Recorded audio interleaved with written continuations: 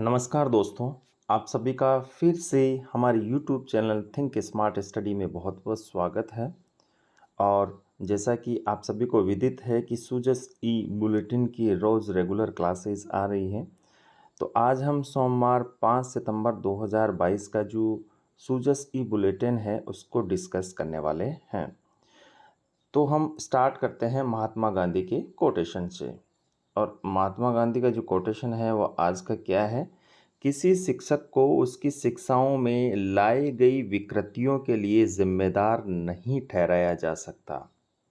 ठीक है, यानी कि किसी शिक्षक को उसकी शिक्षाओं में लाई गई विकृतियों के लिए जिम्मेदार नहीं ठहराया जा सकता। यानी कि यदि कोई शिक्षक कोई शिक्षा देता है, कोई सीख सिखाता है, और यदि उस सीख को सिखाने के बाद उसमें किसी तरह की कोई विकृति लाता है कोई छात्र, तो उसके लिए शिक्षक जिम्मेदार नहीं है। तो दोस्तों, इसको आधार बनाते हुए आप एक ऐसे और एक पल्लवन को लिखिए ताकि आरआईएस मेंस की 4th पेपर में इसका सहयोग मिल सके। तो आज की जो पहली खबर है उस पर हम बात करते हैं। पहली खबर है हमारी, शिक्षकों पुलिस जवानों का आवास का सपना साकार। शिक्षकों पुलिस जवानों का आवास का सपना साकार। दूसरी खबर है, पुलिस शिक्षा विभाग में 254 नए पदों का सृजन। 254 नए पदों का सृजन किया गया है संस्कृत विभाग में। शिक्षकों का सम्मान मिशन बुनियाद शुरू। शिक्षकों का सम्मान किया गया कल 5 सितंबर को, और मिशन बुनियाद की भी शुरुआत की गई। इसके बाद जो खबर है, 45वीं राज्य स्तरीय पुरुष एवं महिला हेडबॉल प्रतियोगिता का समापन ये हनुमानगढ़ में हो रही थी। और इसके साथ ही साथ मुख्य सचिव श्रीमती उषा शर्मा ने, मुख्य सचिव कौन है? चीफ सेक्रेटरी, वो उषा शर्मा है। उन्होंने सोमवार को उदयपुर में हो रही प्रतियोगिताओं या जो खेलों से संबंधित प्रैक्टिस उन सब का जायज़ा लिया। इसके बाद इंदिरा गांधी शहरी रोजगार गारंटी योजना, इसके बारे में हम कल डिस्कस कर चुके थे। और 61 रॉयल्टी ठेकों की ई नीलामी प्रक्रिया शुरू।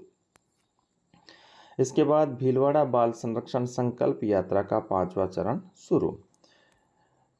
अब हम खबरों को विस्तार से जानते हैं। तो देखिए दोस्तों, पहली हमारी जो मेन खबर है, शिक्षकों को पुलिस जवानों का आवास का जो सपना था वो साकार हो गया है। यानी जो आवासन मंडल है उन्होंने 27 मई 2020 को इस योजना का शिलान्यास किया था। कब? 27 मई 2020 को इस योजना का शिलान्यास किया गया था। और ये किसके द्वारा किया गया था? ये विभाग था आवासन मंडल यानी कि शहरी आवासन मंडल। श्री अशोक गहलोत द्वारा घोषित मुख्यमंत्री शिक्षक एवं पहरी आवासीय योजना के माध्यम से राजस्थान के स्कूली अध्यापकों और पुलिस कार्मिकों को जयपुर में अपने आवास का सपना अब साकार होगा। राजस्थान आवासन मंडल द्वारा प्रतापनगर में विकसित इस योजना का लोकार्पण 8 सितंबर को नगरीय विकास एवं आवासन मंत्री श्री शांति धारीवाल करेंगे। ठीक है, तो ये प्रोजेक्ट बन रहा है, बनकर कंप्लीट हो चुका है और इसका शुभारंभ किया गया था 2020 में। 27 मई 2020 में शुभारंभ किया गया था। और इसमें फ्लैट किसको मिलेंगे? सिर्फ पुलिस और शिक्षकों को ही दिए जाएंगे। ठीक है, इनकी प्राइस की जो भी बात है वो आप देख लेना। और ये टोटल है 13 मंजिलें हैं और 6 टावर हैं। हर टावर में 13 मंजिल है। ठीक है, प्रत्येक टावर में 96 फ्लैट है, जो आपके लिए इतना इम्पोर्टेंट नहीं है। ये है संस्कृत शिक्षा विभाग में 254 नए पदों का सृजन होगा। ये एलडीसी के पद हैं, यानी कि कनिष्क सहायक लिपिक के पद हैं, 254 पद। इसके बाद शिक्षकों का सम्मान मिशन बुनियाद शुरू। देखिए, मिशन बुनियाद के बारे में हम जानते हैं। 5 सितंबर जो सर्वपल्ली राधाकृष्ण का जन्मदिन है, उसी दिन हम शिक्षक दिवस भी मनाते हैं। और अभी हाल ही में शिक्षकों के सम्मान किया गया था 5 सितंबर को। उसी के साथ साथ इस बच्चों को, स्कूली बच्चों को बुनियाद मिशन बुनियाद के तहत डिजिटल शिक्षा से जोड़ने का जो मुहिम छेड़ी गई है, मिशन बुनियाद शुरू किया गया है। ये किन-किन के सहयोग से किया जाएगा? इसमें है राजस्थान सरकार मिशन बुनियाद को Children Investment Fund Foundation, Kaivalya Education Foundation और डीजीआई आदि के सहयोग से इसको संचालित किया गया है। इसके जो मूल उद्देश्य हैं वो देखते हैं हम। इसमें 20 लाख विद्यार्थियों को उच्च गुणवत्ता की डिजिटल शिक्षा प्राप्त होगी। मिशन का उद्देश्य विद्यार्थियों में समझने की क्षमता बढ़ाना और शिक्षा में लिंग भेद और पढ़ाई बीच में छोड़ देने की दर कम करना है, ड्रॉप आउट को कम करना है।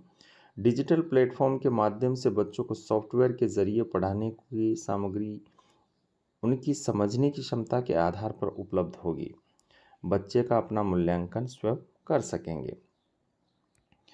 तो ये मिशन बुनियाद, ये आप याद रखिएगा, इसको स्टार्ट किया गया कब से?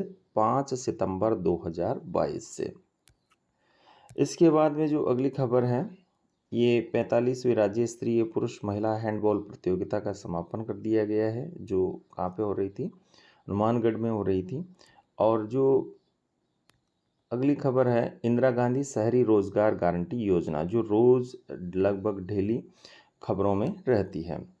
देखिए, इसका जो शुभारंभ किया गया था वो शुभारंभ किया जाएगा, ये 9 सितंबर 2022 से इसको स्टार्ट किया जाएगा। ठीक है, 2022 से इसको स्टार्ट किया जाएगा। और इसमें काम कहाँ कहाँ पर दिया जाएगा वो बताते हैं हम आपको।